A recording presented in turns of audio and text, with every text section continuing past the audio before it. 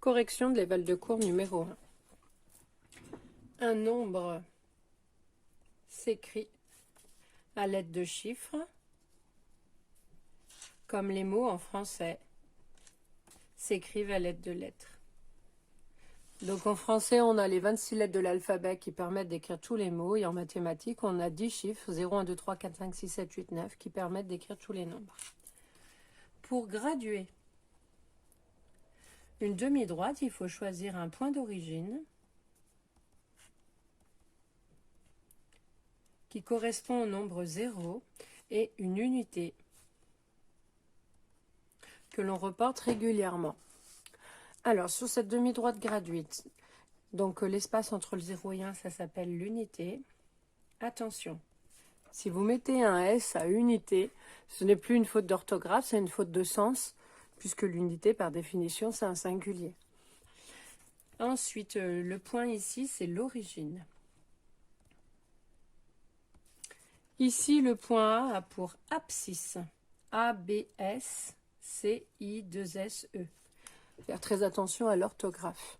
Le nombre, on lit 4, 5, 6. On note, attention aux notations des abscisses, donc c'est grand A, entre parenthèses 6, et il n'y a pas de égal. Comparer deux nombres, c'est dire s'ils sont égaux, et s'ils ne sont pas, c'est préciser lequel est le plus petit ou le plus grand. Ne pas oublier le « parce qu'on compare un nombre par rapport à l'autre.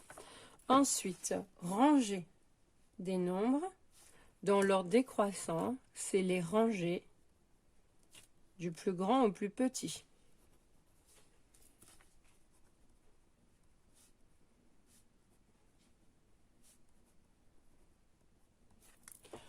Dans une addition, les nombres additionnés sont appelés des termes. Attention, il n'y a pas de H. Si vous l'écrivez T-H-E-R-M-E-S, ce sont les termes romains qui correspondent aux salles de bain à l'époque des Romains, ce qui n'a rien à voir avec les mathématiques. Le résultat s'appelle une somme, avec 2 M. Dans une soustraction, les nombres soustraits sont appelés aussi des termes, et le résultat une différence. Attention à l'orthographe. Dans une multiplication, les nombres multipliés sont appelés des facteurs et le résultat, un produit. On passe à la division. Donc dans cette division, le nombre que l'on partage s'appelle le dividende. Le nombre de parts s'appelle le diviseur. Le résultat s'appelle le quotient. Et on peut avoir un reste. Comment appelle-t-on les deux types de division? Donc il y a la division décimale et la division euclidienne. Donc la division euclidienne, le dividende, le diviseur et le quotient sont obligatoirement des nombres entiers, alors que dans la division décimale, le dividende, le quotient peuvent être des nombres décimaux à virgule, et la division décimale, on s'arrête quand le reste est égal à 0. Vocabulaire de géométrie. Alors ici, on voit que c'est prolongé du côté du A et du B, c'est la définition de la droite, passant par A et B.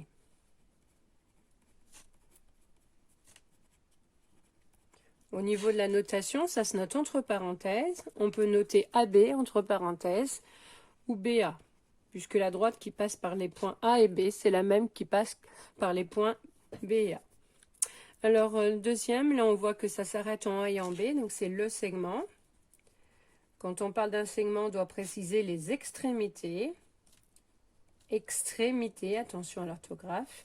Il y en a deux, c'est A et B. Au niveau de la notation, ça se note entre crochets, donc soit AB, soit BA. Et on s'applique, il faut que je puisse bien voir la différence entre vos crochets ou vos parenthèses. Alors ici, on voit que ça prolonge du côté du A et ça s'arrête du côté du B, donc c'est une demi-droite. C'est la demi-droite. Au niveau du vocabulaire, le point où ça s'arrête, ça s'appelle l'origine. Donc la demi-droite d'origine B et passant par A. Au niveau des notations, par contre, là, il y a un ordre à respecter. On est obligé de commencer par le crochet, donc l'endroit où la demi-droite s'arrête, donc en B, et on prolonge du côté du A, donc il y a une parenthèse. On dit que I est le milieu du segment AB. Alors, le plus facile, c'est d'abord de commencer par faire un dessin. Donc, on fait un segment AB. Je mets bien ses extrémités en A et en B. Le milieu, donc, c'est un point qui va être ici. Donc, là, sa main levée, mais on s'applique. Je code. Donc, le codage signifie qu'on a deux longueurs égales. Et pour avoir un milieu, il faut aussi que le I soit sur le segment AB. Donc, au niveau des longueurs, donc c'est la longueur AI qui est égale à IB. Attention, si vous mettez des crochets, ça devient faux. Ce ne sont pas les segments qui sont égaux, mais bien les longueurs. Et pour avoir le milieu, donc on a dit que les points devaient être alignés. Donc, quels points? Donc, on précise, les points A, virgule, I et B sont alignés. Je rappelle qu'il doit y avoir une virgule. Donc là, j'ai même mis un « et ». Hein. Si vous collez A, I et B sans virgule, ça fait un triangle. Et donc, ça n'a pas de sens par rapport au milieu. Alors, les notations. Quand j'ai deux lettres majuscules séparées par une virgule, c'est 2 points. Si j'ai deux lettres collées, c'est une longueur. Alors, je vais même effacer le « une », je vais mettre juste longueur. Attention à l'orthographe, je vous rappelle que si vous oubliez le U derrière le G, ça fait longeur. Et là, vous serez sanctionné. Donc, deux lettres majuscules entre parenthèses, c'est une droite. Deux lettres majuscules entre crochets, c'est un segment. Donc là aussi, on s'applique. Si vous mettez un E derrière le G, ça fait sègement. Et vous serez aussi sanctionné. Crochet parenthèse, c'est demi-droite. Rappelle aussi que si vous oubliez le E de droite, ça se lit droit. Et droit et droite, c'est pas pareil. AB avec un petit arrondi dessus, c'est un arc de cercle. Arc de cercle. 3 lettres majuscules séparées par des virgules, c'est 3 points. 3 lettres majuscules collées, c'est un triangle. Et 3 lettres majuscules avec un chapeau dessus, c'est un angle. On passe aux symboles. Je vous rappelle que tous les symboles, ce sont des verbes. Donc, si vous oubliez le verbe, vous serez sanctionné lourdement parce qu'on a bien vu en classe que c'est ce qui fait le fait qu'on peut écrire une phrase mathématique. Donc, pour avoir une phrase, il faut un sujet, un verbe, un complément. Et donc, le verbe est assuré par le symbole mathématique. Donc, premier symbole dans ce sens. Donc, d'abord la pointe et ensuite le côté évasé, c'est est inférieur à.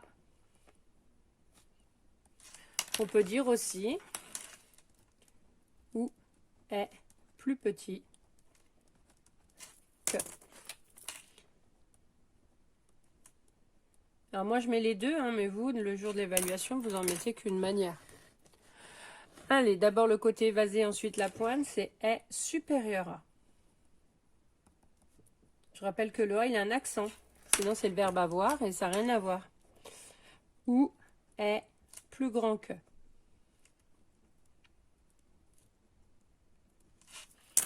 Les deux barres horizontales, c'est est égal à. Le égal barré, c'est n'est pas égal à. Donc c'est une négation. On peut dire aussi est différent de. Le symbole euro avec une barre seulement à l'intérieur, c'est appartient à. Donc c'est le verbe appartenir avec 2 P. Le symbole barré, donc c'est la négation, n'appartient pas à.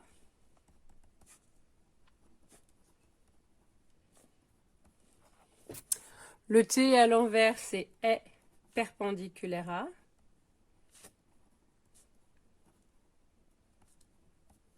Et les deux barres, les deux slash, c'est est parallèle, attention à l'orthographe, un R, 2 L.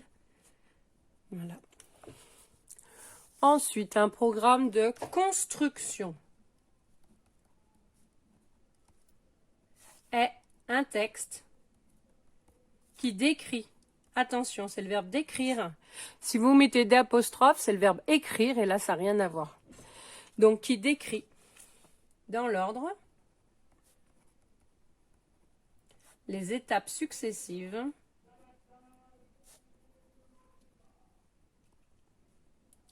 pour réaliser une figure. Attention, si vous me dites qu'un programme de construction sert à construire, vous allez utiliser donc le même mot, donc c'est pas suffisant. Donc pour définir construction, on évite d'utiliser le verbe construire. Ensuite, deux droites qui se coupent, ça s'appelle des droites séquentes, ça vient de sécateur. Donc ça aide pour l'orthographe. Ensuite ici, on a deux droites, et là on voit qu'il y a un petit carré. Donc c'est deux droites perpendiculaires. C'est deux droites qui se coupent en formant un angle droit.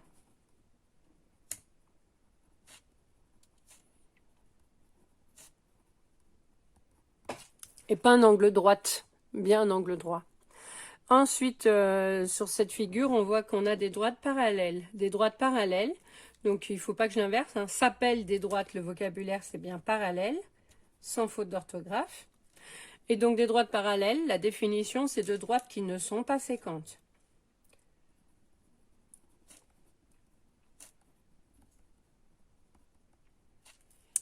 On passe au vocabulaire du cercle.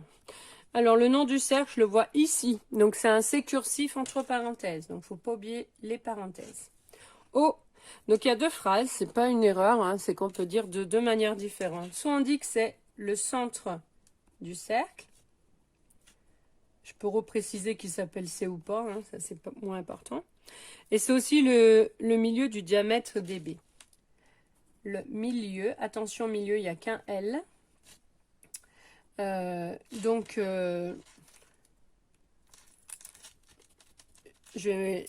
pas la place, donc je ne vais pas écrire du diamètre dB, mais simplement de dB. Attention, pour avoir un milieu, il faut avoir un segment. Donc les crochets ici sont obligatoires. Ensuite, le rayon, il faut que je fasse attention, il y a le et un. Le rayon, c'est une longueur, donc les longueurs, ça se note 2 lettres majuscules sans rien. Et un rayon, c'est un segment, donc il faudra que je mette des crochets. Donc pour un rayon, je rappelle qu'un rayon, c'est un segment d'extrémité, le centre du cercle et un point du cercle. Donc là, sur le dessin, j'en ai 4 dessinés. Je vais avoir OA, entre crochets. Je vais avoir OB. Je vais avoir OF.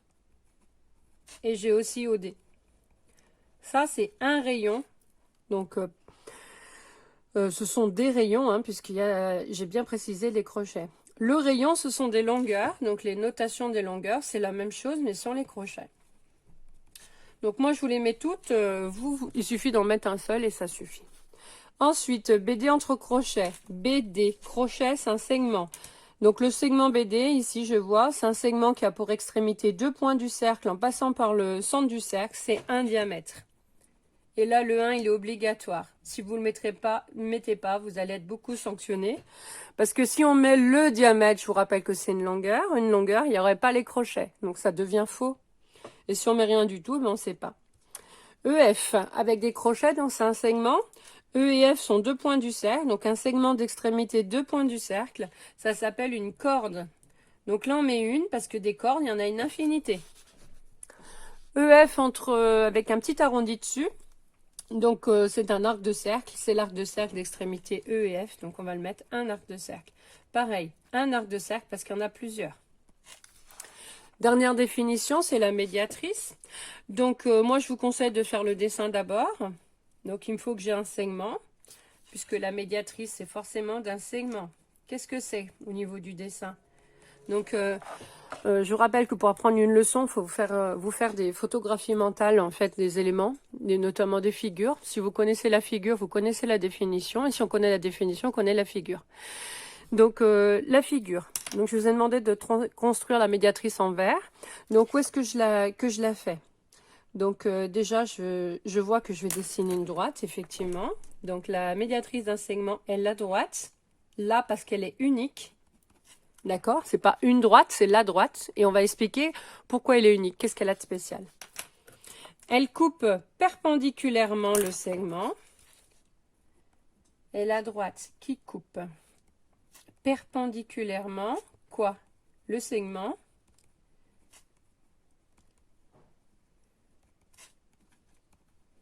Et comment? Parce que des droites perpendiculaires au segment, il y en a une infinité. En son milieu.